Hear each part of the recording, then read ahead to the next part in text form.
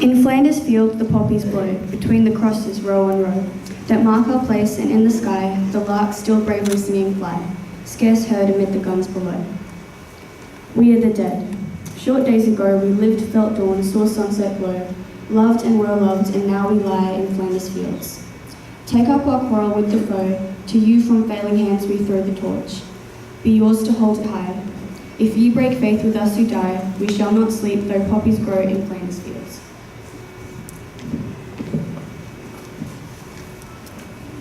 Today in our assembly we will be discussing Remembrance Day.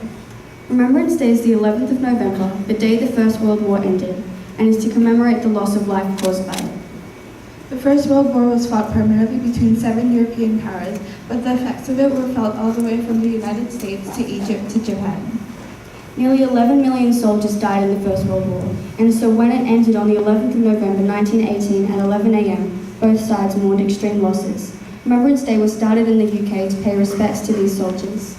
In our assembly today, we hope to show you why it is important to commemorate Remembrance Day and to remember the soldiers who died fighting all across the world.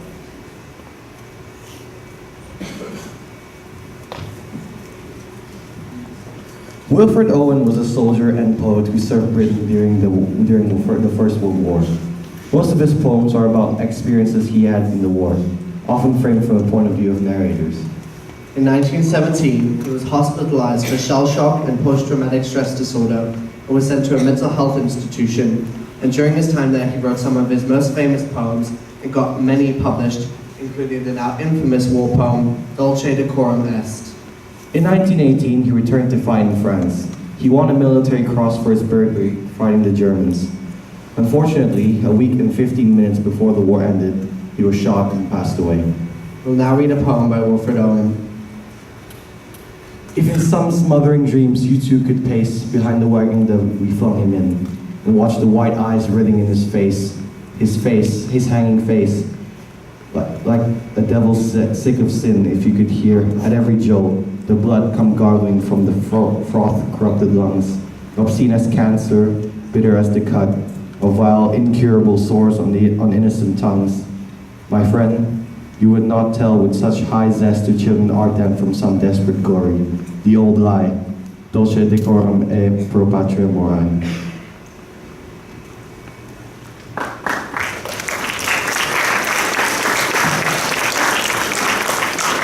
To celebrate Remembrance Day, across the world, the Royal British Legion sold paper poppy flowers.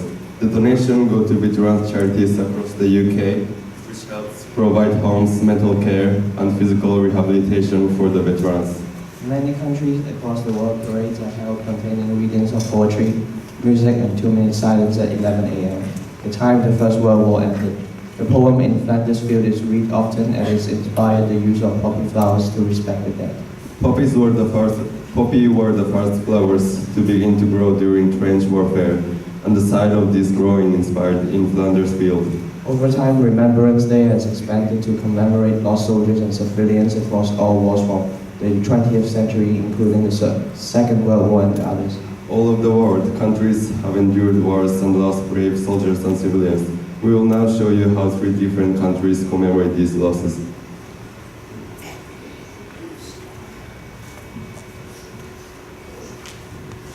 In Australia, New Zealand and other countries, April 25th is Anzac Day.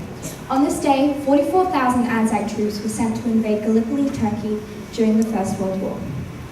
It is to remember all the Anzac troops who bravely fought in Turkey. Roughly 160,000 British Empire troops lost their lives there, including 26,000 Australians and 8,000 New Zealanders. In Australia and New Zealand, Anzac Day is a national holiday. It is celebrated with nationwide parades in both countries, which raise thousands of dollars for veterans' charities. Poppies are worn to commemorate the dead. just like Remembrance Day. At war cemeteries, they will play their country's anthem and fly their flags at half-mast as a sign of respect.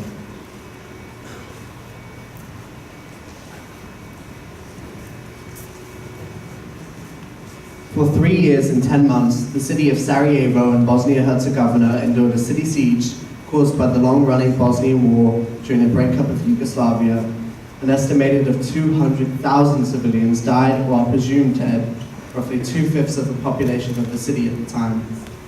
Hundreds of thousands of shells were fired at civilian area of the city, and to this day there are still shells in the area of Sarajevo. The ground of the city contains millions of shell holes where explosions went off. However, after the war ended and the people began to recover, civilians began to fill the shell holes with red resin, making them appear as if they were flowers. These shell holes are often referred as Sarajevo roses. They are a symbol of remembrance for all civilian lives lost in the conflict, similar to the poppy flower. Soldiers, civilians, and veterans across the world show extreme amounts of bravery in choosing to fight for their country. Resilience in the face of war is not easy. People show this every single day they wake up in a conflict and brave that world to live or to fight.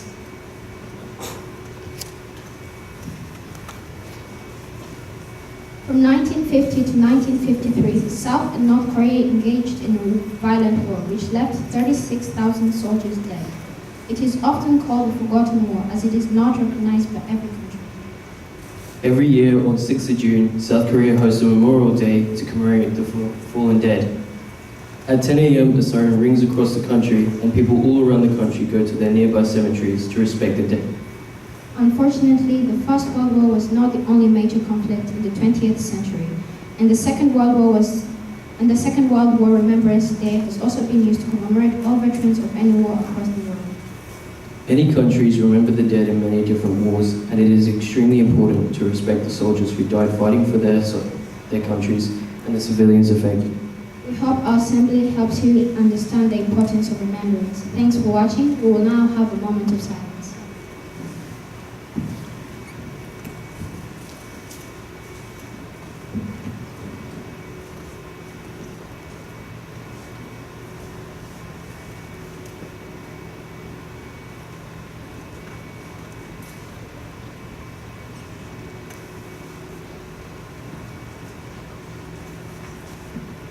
Thanks for watching our assembly.